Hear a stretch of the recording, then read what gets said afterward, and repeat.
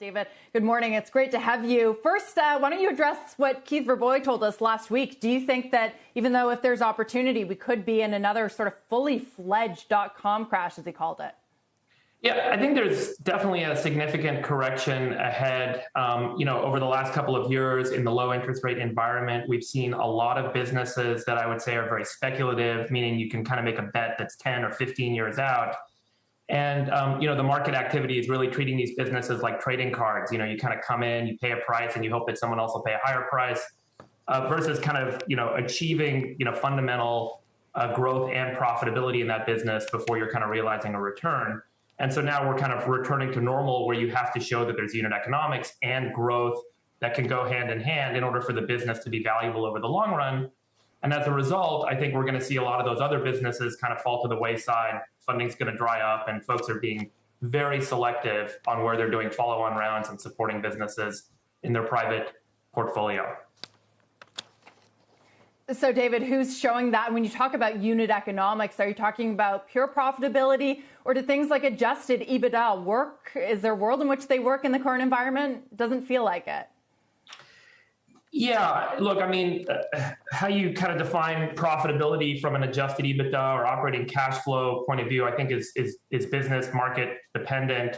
At the end of the day, it's important to show that you can kind of, make money and grow in order to kind of get a significant multiple on your business. And so, that's the job of the investor, is to figure out, are you actually making money, or are you creating kind of the artifice of making money or the artifice of growth by spending money. And so, that is kind of where all this stuff is going to be the wheat and the chaff over the next couple of months here.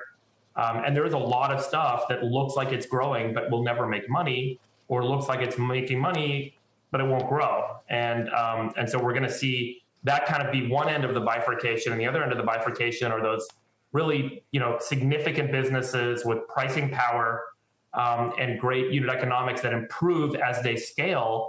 And those sorts of businesses will really benefit, over the coming months. And so, this is all going to be kind of worked out, I think, over the next few months in both public and private settings.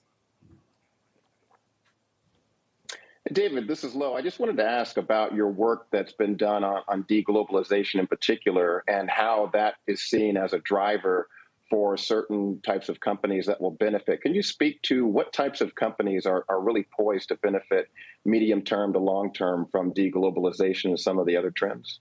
Yeah, it's pretty evident that a lot of companies that have been dependent on offshoring and supply chains that aren't sourced in the U.S., at least U.S. companies, are trying to rethink, how do we onshore and how do we build here?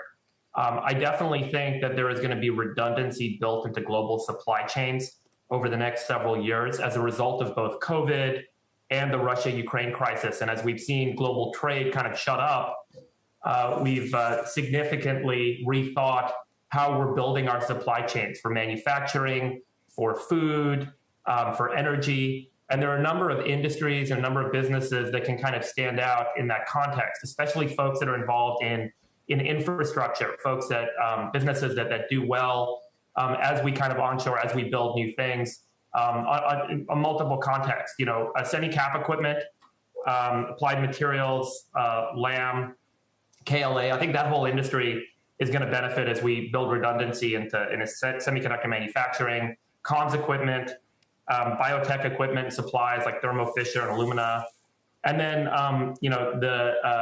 the folks like Caterpillar and Deere, there's a lot of mining and a lot of agriculture infrastructure that's going to get built out in markets that are kind of underdeveloped today.